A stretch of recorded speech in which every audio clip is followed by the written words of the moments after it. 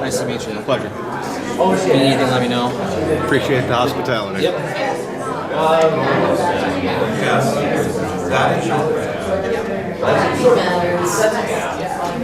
You come from good stuff. Well, I think it's safe to say. Right, you know. High school picture. It was the first house party. So yeah, no, maybe it was. Well,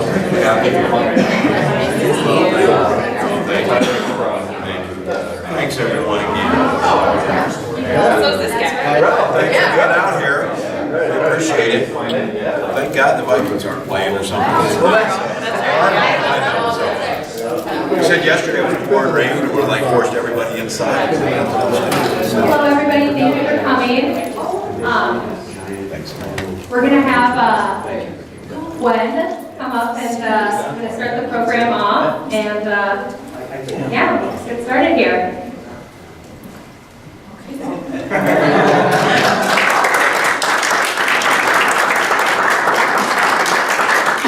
We just learned some very exciting news.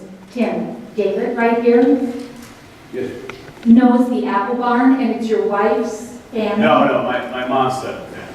Mom's side of the family. You know, the big yellow barn, Yeah. largest candy. Yeah, those guys saw selection. me out at the store one day. I think they might be Republicans. Am I right? They like me. They like us. I'm not trying to out your We family. stop for free. No, they're not. Making connections everywhere we go, right?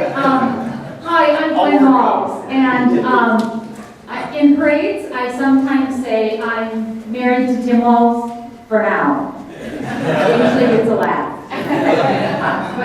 But in all seriousness, thank you so much for having us here today and coming out on the most beautiful Sunday, I think, of all fall so far. So we will make this hopefully worth your time and not all that long, because you probably have raking to do or things like that. My parents are at our home with my children, so hopefully they're getting some of that time. What do you think? But it's great to be in Duluth, and it's just such a special place to us for so many reasons. But we also feel like it's really solid and heart of so many democratic ideas. And so you feel that when you're here, and when you enter the town, and when you crested, coming over into Duluth and saw all the beautiful colors. All that's right with the world. And some of these days, right, like with some of the tweet storms and those sorts of other things happening, it's hard to always think about that. I'm going to introduce a few people and kind of move us along here. It's my privilege, really, to introduce Noah Hobbs. And Noah is a former student, and he had Tim's last year in the classroom, right? So we were running for Congress, and Tim was still teaching. I'm in the school district, and I've remained in the school district, even as Tim has commuted back and forth from Washington, D.C. I work for Mankato Area Public Schools, and our children are in Mankato Area Public Schools. Gus is in 5th grade, and he'll be 11 on Friday, the 13th. And he was born on Friday the 13th. I told the doctor, no, I'm not having his baby on Friday the 13th. He said, you are. And I'm like, no, I'm not. He said, yeah, you are. So I did. And our daughter, Hope, who is an 11th grader at Mankato West High School and getting ready for soccer sections. We were runner-up in the state last year in soccer tournament, Mankato West. And hopefully we'll have success this year too. But our kids are within the school system, but Noah is the most treasured of all the people that we run into, which is a former student. And we had the opportunity to watch you at West, and you had Tim at West, and now the most amazing thing is how successful what you're doing for the community. Because I think as lifelong teachers and educators, Tim and I will feel like it's so significant to be able to work with students who you learn so much from. That's how we always felt as teachers, and who are making such an impact in their community, which is very clear to us. So it's my privilege to introduce today our former student, Mankato West grad, Noah.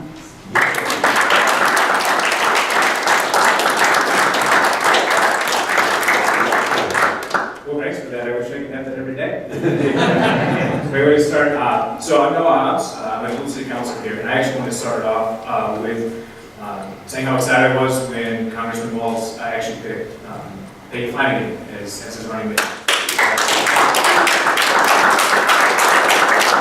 I don't personally know Peggy, but we share a friend in common, Nevada Little Wolf, and I worked up at the Arrowhead Economic Opportunity Agency out in Virginia for anti-poverty programs for 2.5 years, and so I'm very familiar with Peggy's work and her ability to be a bridge builder, not only when she was not in the legislature, but I think has carried over those skills to fight for communities of color, especially American Indian families, and standing up for the indigenous community, and also working for a better way for low-income to working-class families across Minnesota. So I'm elated to have you on the ticket, and I think we need leaders like Peggy Flanagan if we are going to move forward together as one Minnesota. So let's give another round of applause for Peggy.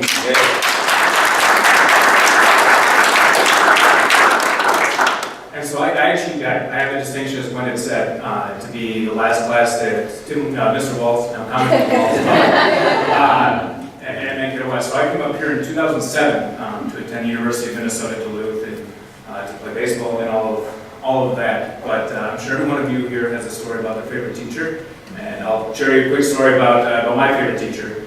And so every Thursday, Mr. Walz would have students for extra credit bring in a news story, kind of a popcorn, current events that's happening during the day, and it may or may not be surprising, but I was not the greatest student growing up.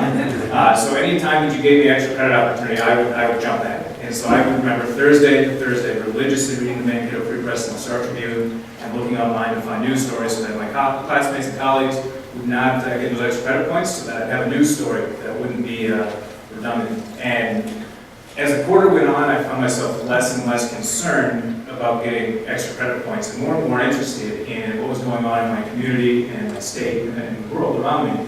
And this may sound like a cheesy exercise, but to get 14 and 15-year-olds to start thinking about different, other than what kind of jeans are you going to wear if you're going to go to prom with, baseball practice and all of that, it's not a small feat.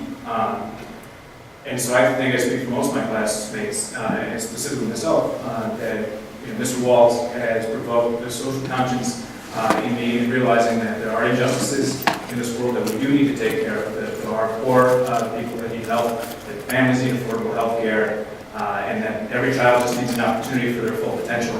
And I can honestly say 100% that Tim Walz was the beginning of that journey for me. So to sum up, Mr. Walz has had on the impact, I would like to quote Rita Peterson, and that is, every child deserves a champion. An adult will never give up on them, will understand the power of connection and insist that they become the best they can be. That's who Tim Walz is to me. He was our champion inside the classroom. He's been our champion in Congress. And I think he can continue to move Minnesota forward in a meaningful way while being the champion for all Minnesotans. And I think having a well-rounded ticket with Peggy Flanagan and Tim Walz is exactly what we need to continue moving forward. We're in a fairly hopeless environment right now for politics, and Tim and Peggy fill me with hope for our future as a state and as a society. So with that, I'll turn it back over to Glenn. Thank you.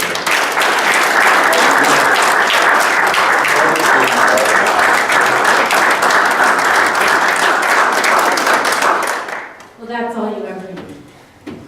That's all you ever need, is to hear former students say that I'm just choked up and I look back at Tim and he is too. So thank you for that. That is just such a gift. And you don't often get to hear a student say things like that. Not a student, now that you're a very accomplished professional. But to hear former students say something like that, that's all you really ever need. So thank you from the bottom of our hearts. And for the work that you're doing now. Means everything. It's now my privilege to introduce Peggy Flanagan. And yesterday we were at West High School, and we were in the cafeteria, because for all the years that Tim taught at West, and all the years I taught at West, I left for a district position before you were in school, at the high school, we had lunch duty.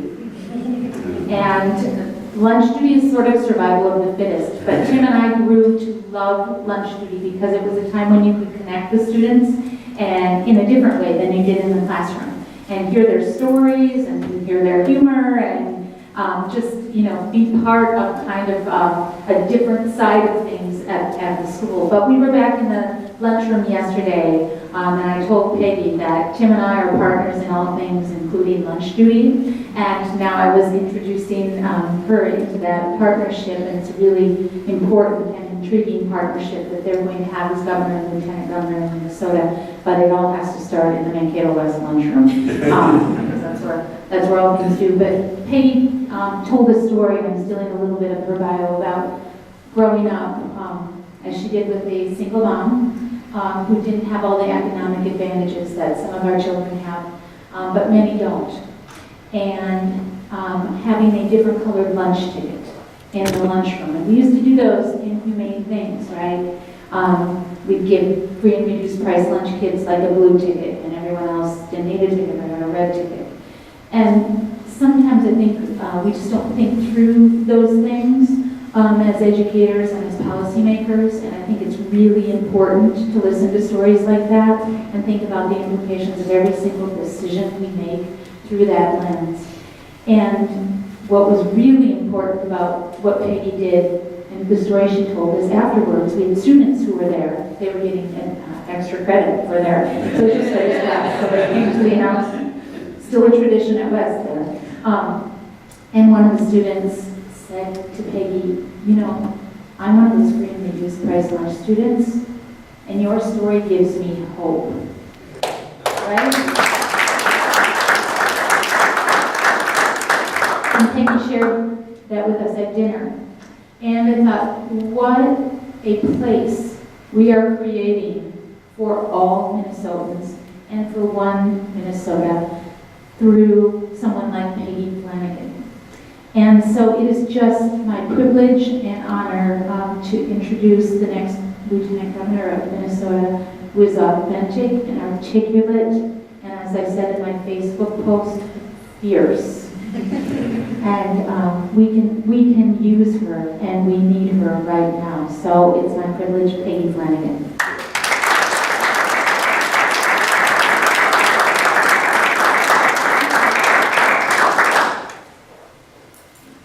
Hello. I'm going to go into Wellstone Action Trainer mode and come out and talk to folks like this. So my name is Peggy Flanagan, and I am really proud to be the representative of District 46A. So if you don't know where that is off the top of your head, that's St. Louis Park, Golden Valley, Plymouth, and Medicine Lake. And I have the great privilege of representing the community that helped to raise me. And so part of that is reflecting on what Gwen just talked about this community that really embraced me and lifted me up. My mom moved us to St. Louis Park when I was just a baby, and she had a Section 8 housing voucher. And we decided to live in St. Louis Park because that was a community where she said, you know, I'd have an opportunity for great education, stable neighborhoods, and really the ability to thrive. And that happened. So these programs like Section 8 and the Child Care Assistance Program, SNAP, which were called food stamps back in the day, these programs really helped lift my family out of poverty. My mom was able to go back to school, get a better paying job. And so when we hear stories about those people at the Capitol, I am those people. And it's incredibly important to me to make sure that those people, that we, us, that we have a voice. And for a long time, I would shrink. I would shrink as that kid with a different colored lunch ticket. But then I got a call from Marian Wright Edelman, who some of you may know, who is the president and CEO of Children's Defense Fund in Washington, D.C. And she said, hey, we'd like you to come run Children's Defense Fund in Minnesota. And I was like, wow, I just had a baby. And I'm working for Walz Action. Things are going pretty good right now. I don't think I'm interested, but I'm happy to chat with you sometime in D.C. So that was, I should have known better. Because once I met with her at DC, I was like, oh, I have to do this. And you don't ever tell her no. So she hired me and brought me on. And in that moment, when I got to run this organization, I didn't shrink anymore. I knew that I was at the table with a lot of decision makers, kind of big dogs, right, or funders, and that there weren't a lot of people with my perspective who sat at that table. And it was my job to make sure that families like mine had a voice. So I was able to work there, and through that path, that led me to then serving at the Capitol, and knowing that there weren't enough advocates for children and families who worked there. So I decided to run. So I've had the great pleasure of serving there for 2 terms. And through that time, you know, I got to meet Tim Walz back in the day at Wellstone Action. He went to Camp Wellstone. He was one of my campers.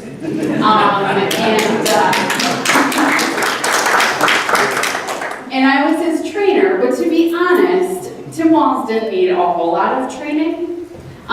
You know, the trainers sort of gathered in the back of the room, and we were like, who is this guy? Right, who is this guy? You know, he's like a football coach, a teacher of the year, command sergeant major. We're like, who is this guy? And it was from that moment that Tim and I became good friends. And we've continued that friendship over time. And our friendship and our respect and admiration for one another has made us both better leaders. And so when this opportunity came up, we decided to do this together because both of our experiences have really led us to this point. Now, when I think about all the folks who are running right now, and there's a lot of folks, a lot of good friends, a lot of good people, for me, I couldn't pass up the opportunity to have access for low-income folks, people of color, indigenous communities, and those who are marginalized. I knew that I could be part of this ticket, and I knew of Tim's deep commitment to all Minnesotans, no matter who they are or where they live, the color of their skin, and I couldn't say no. I've got a 4.5-year-old daughter, Siobhan, and you know, I think about the fact that I need to look her in the face.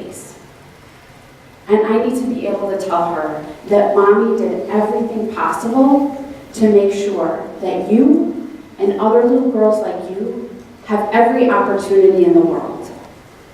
And right now, Siobhan has a very full future because when I asked her what she wanted to be the other day, she said she wanted first to be a mommy, which felt pretty good for me. I was like, good. Well, if you think that's a good gig, that means I'm doing something right. She said a mommy, a teacher, a doctor, a police officer, and a zookeeper. I'm looking forward, right, to the public school system giving her a really good foundation for this work. But, I also know that when she sees her mommy on the House floor, or when she sees her mommy serving with Governor Walz, that she will know that she also has a path to be a leader, an elected leader. And it's not just Siobhan, but thousands of girls of color, Native girls across the state will be able to say the same thing, and that feels pretty good. So the bottom line for why I'm here is because Tim Walz is a good man. And he's one of the most humble people that you will ever meet in your life. And when I talk about Tim, folks are like, well, tell me about it. I was like, well, have any of y'all watched Friday Night Lights? You know what I'm talking about? So Tim is a little bit like Coach Taylor, right? But in Congress, or now it's going to be, right, governor of Minnesota. Clear eyes, full hearts, can't lose, right? But Tim sees the full potential in people. The full potential in his students, the full potential in the soldiers that he served with, the full potential of the players on his team. And that is what Tim sees. He sees the full potential in individuals and the full potential of Minnesota. And we won't be divided between urban and greater Minnesota because we're running as one Minnesota. And our ticket reflects the state of Minnesota. So when people look at us, or when we're serving together, they know that they have a seat at the table. They know that they are welcome, and that the people who are directly affected by policy will have the greatest voice in helping to shape that policy. So, does that sound pretty good? Yeah.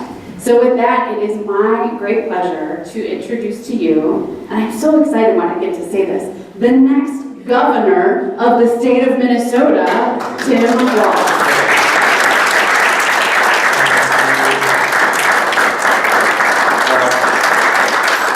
How about that? I always feel like I get this right because it is true. She was my trainer. I showed up at Camp Wellstone, 2004, a school teacher from Mankato, and recently returned from a deployment overseas with my guard unit. Like many Americans, pretty tired of the Bush administration.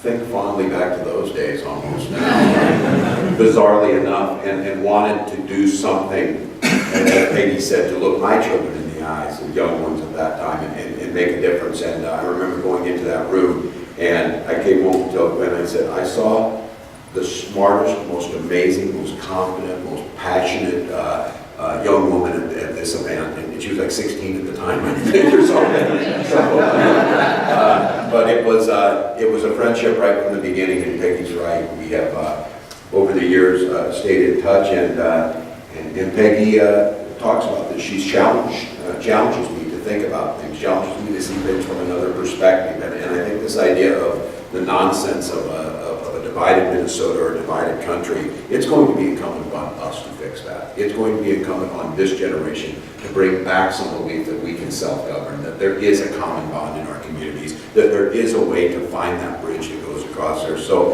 it is a beautiful day. You chose to come here, and like I said, you came here for a very eloquent, simple reason. You love your country, you love your state, and if we keep screwing up the politics, it's going to be harder and harder for those children to get the opportunity to succeed. It's going to be harder and harder for us to address the existential threat that climate change brings. It's going to be harder and harder for us to make sure that our policies globally understand that this nonsense about America first over all others doesn't make sense. There's a common humanity and a leadership that's dependent upon us, and none of those things are coming out of Washington right now. They're going to come from states, they're going to come from leaders like Peggy. In fact, they're going to come from each and every one of you. So I am grateful that you're here, and Noah, thank you.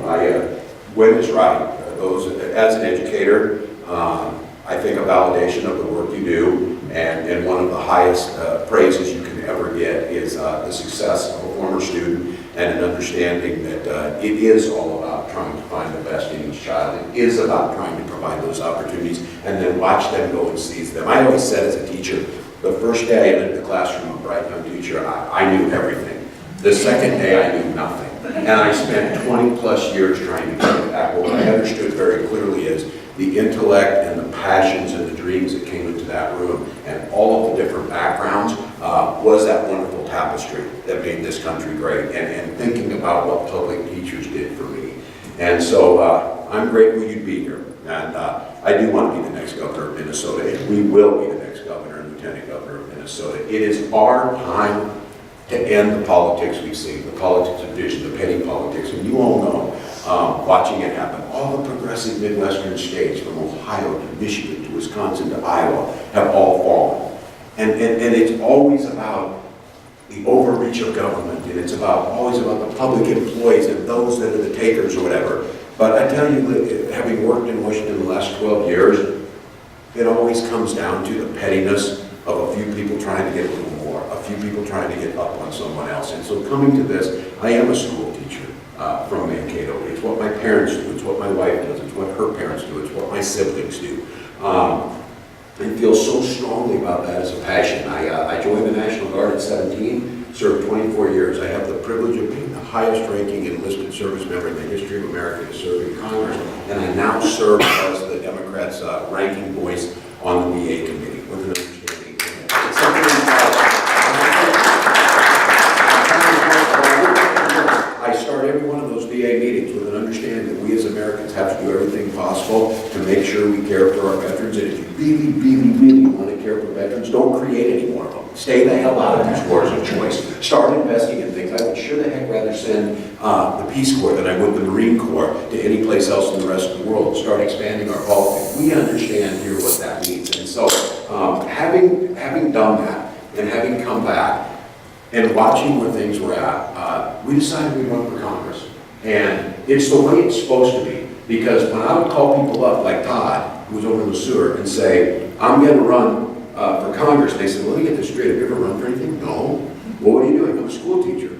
Well, do you have any money? I said, I just told you I was a school teacher. Of course I have. So, I have no money. Do you have any connections to people? No. And he said, what do you have? And I said, I have an unending love for this state and this country, and I believe that the policies that were leading us down the wrong way. And I said, what I can do, and I do know something about, is creating winning teams, of bringing people together to make sure that we're moving in a direction that satisfies all those things we want to see. And so we decided to run for Congress in the 1st Congressional District. And because of the help of people like Todd and countless others across that district, we became the second Democrat in 125 years to win that seat. Now, I think it's very interesting. I was on the, and the other one left the party, by the way. So it's just me.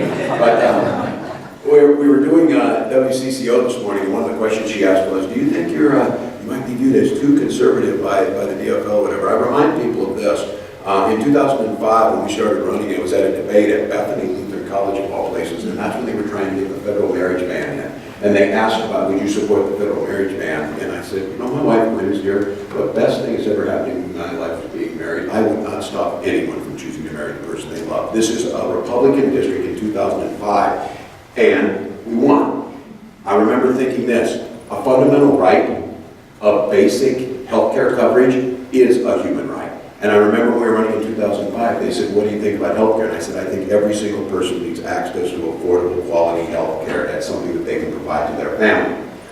Then they asked about, well, what about a woman's right to make her own decisions on this? That one goes without saying, that a woman has the right to make her health decisions. It is fundamental to the freedoms and the things that we believe in. Well, all of those things will come election night, lo and behold, we win. And I remember someone walked up to me and said, my God, you won in a Republican district being for gay marriage. You got 100% with Planned Parenthood. You were there on health care. And this one I don't think I should get much credit for, because anyone that is halfway sane, I said climate change is real. It needs to be addressed at that time. But they said, you won.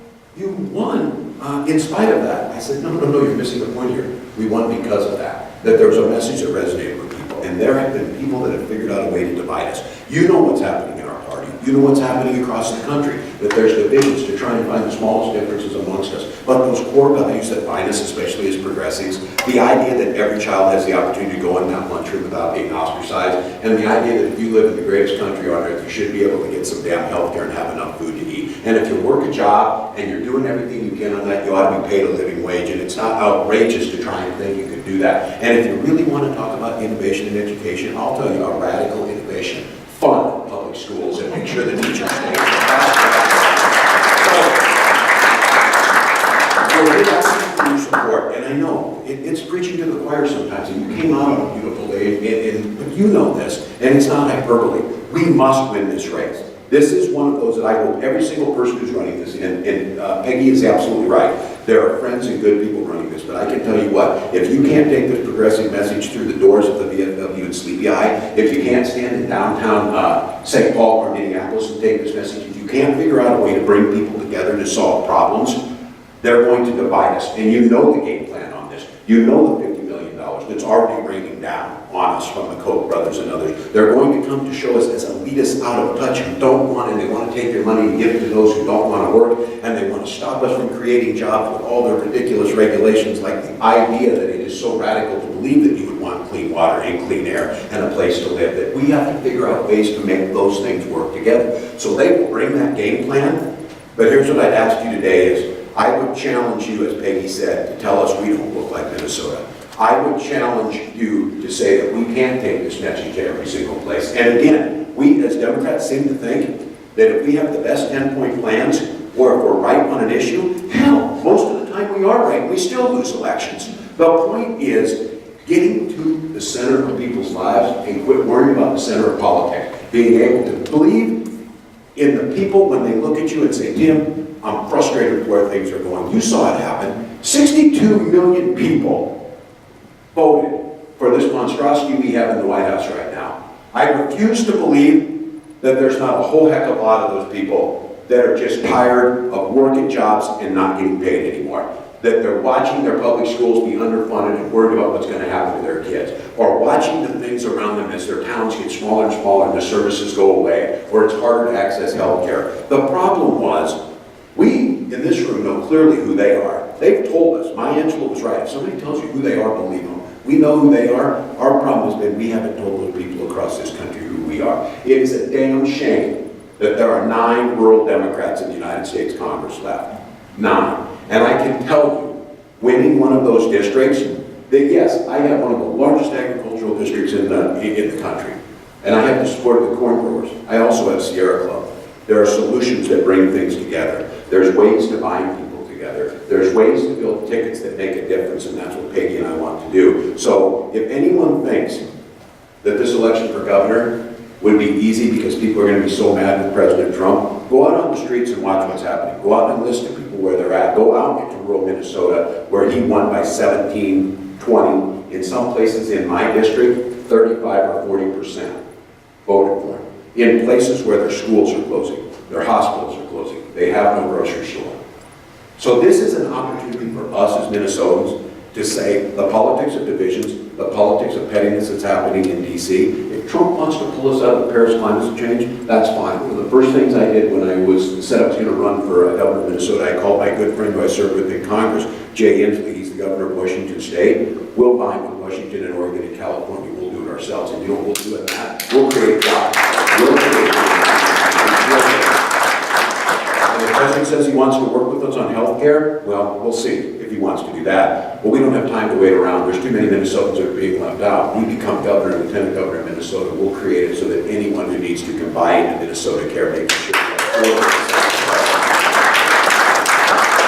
as Peggy said, and I wasn't that, they're actually making me, and Gwen was making me a little more noble about the lunchroom. The real story was this: the first year I was in there, a freshman boy, I went over to the table, and they're all messing around, and there was milk coming out of his nose and stuff, and I looked down, and there was half a Polish dog. So I grabbed him, and I gave him the Heimlich and popped the Polish dog across the entire lunchroom. They assigned me that lunch duty every single year.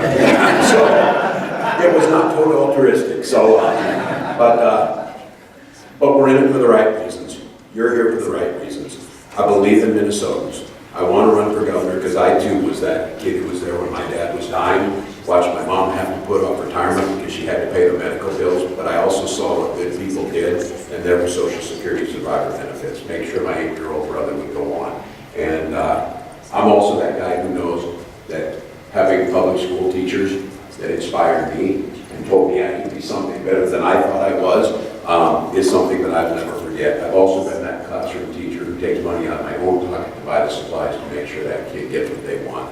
I've been that soldier who's walked the streets of St. Peter after tornadoes, or the floods at Grand Forks and Rushford Peterson, and I know that we can't turn our back to what's happening climate-wise in our communities, but there's also a flip side of that. I watch communities come together, and my favorite story is this. After a tornado in Albert Lee, it was, I think it was Mike Billings was his name, but he was sitting in, I know the gentleman, he's sitting in the basement that used to be his house. His house was now a mile down the way. There's chaos in the farmyard. There's neighbors all over rounding up chickens and his cattle. The Rural Electric Cooperative there in Albert Lee was restraining power lines, and all of this activity was going on, and I walked up there and I'm like, oh, gee, Mike, I'm really sorry about this. He said, Tim, no one got hurt. Mary's been wanting a new house, so I guess she'll get one. And it was just a good naturedness. This is a bright, shining warning after this devastating tornado.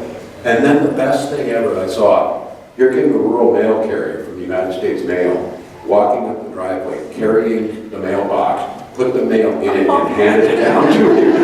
Handed it down into the thing. And I got to thinking to myself, you know what? One person's socialism is another's neighborliness. And I said, I'd rather live in a world where neighborliness prevails. I'd rather live in a state where we take care of our own. I'd rather live in a state where we find solutions rather than dividing us. And I'd rather live in a state where the future looks brighter, and that if we're worried about it, and I tell people this, people come up and say, oh my God, Tim, I'm really worried what's going to happen in Congress. And my first response is, I don't say this out loud, but I'm thinking, oh my God, you should be worried. I work with these people. They're horrible, you know, whatever it may be. But my real response is this is, if you're worried about the future, let's just create a better one. Let's create a better Minnesota, a one Minnesota. Let's figure out how to run a campaign that inspires people to something bigger than themselves. Let's not figure out a way to try and divide us. Let's not dodge the toughest issues. Let's dive right into them. And let's believe that there are compromises that work for most people. And so I would be honored to try and earn your support. We're going to be back up here a lot. You see a lot of people around you here that are organizers that will be back. But we can do this. We must do this. And I believe, as Peggy believes, and you've heard it in her voice, we wouldn't have, she's a Wellstone Action trainer. I'm a graduate of it.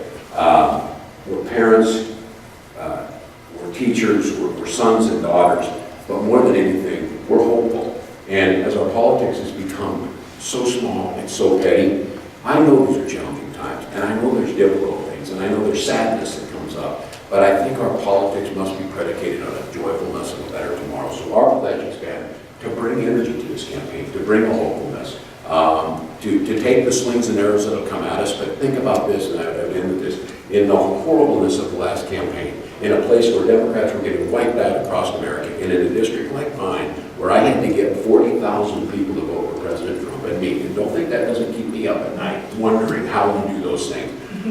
But we made a decision early on. We knew this was coming. We knew it would be challenging. It always is. There's a reason nothing will be run in 125 years. But I made a decision that with all the negativity and all the darkness and all the division, that we were going to run a positive campaign on renewable energy creating jobs. And my campaign commercials were about wind energy that we were creating. It was about the potential for jobs. It was about the optimistic nature of how we were investing. And it was about a future that looked bright, it looked optimistic, it looked hopeful, and it ran counter to all that. And guess what happened in rural Minnesota? Like no place else in America, where they rejected Democrats, they rejected a positive vision. Those people in southern Minnesota said yes, because I think they're your neighbors. They get it. They're frustrated, they're angry at things, but there's a hopefulness there. So thanks for having us. We're grateful for your help. We'll be back often. I, for one, could not think of a better person, and she is humble, and I just have to leave you with this. Of all of Peggy's accomplishments, there's one thing that I think is going to stand out in this campaign too. I was out at Fort Snelling last Sunday night with the trade groups out there, and they were giving them one of those historical tours where the people are in costume and they have the historians out there, and they were telling the story of Minnesota. And then we got to the place where they told the story of our interaction with our native people, with the tribes. And the historian said, we're very proud of Minnesota, But this section is not so proud. We have a very checkered history here, and the treatments of our Native people mirrors the way it did along large parts around the country. And he said, so I just have to tell you folks, that we have much in Minnesota that we're grateful for. There's much that we're proud of that we've accomplished. This is a part of our history that is not the greatest. And I remember thinking at that time, knowing that this weekend was coming, and saying to myself, well, you know what's really good? We're not done writing that history. So when we win this election, and in January 2019, when they're swearing in the Lieutenant Governor of the state of Minnesota, Peggy Flanagan, Peggy will take the place as the highest ranking elected Native woman in American history, as a proud daughter of the White Earth Band of the Ojibwe, and she will start to recorrect that Minnesota history in a way that truly reflects our values, truly reflects who we are, and shows, as she said, to so many of those little girls, anything is possible. So with that, thank you all.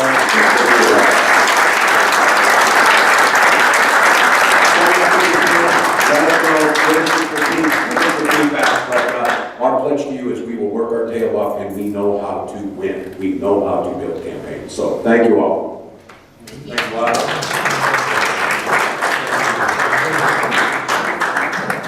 Thank you for bringing it up. Sure. Thanks, folks. You're gracious with your time. Did you tell the story? She knows. No, I think so. We both did. When was it, Dave? No. Yeah, it's just, we're up here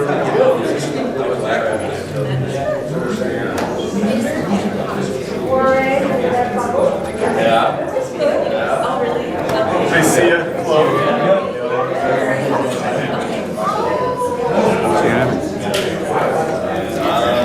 Oh, you're right now. What was it? Alan? Oh, really?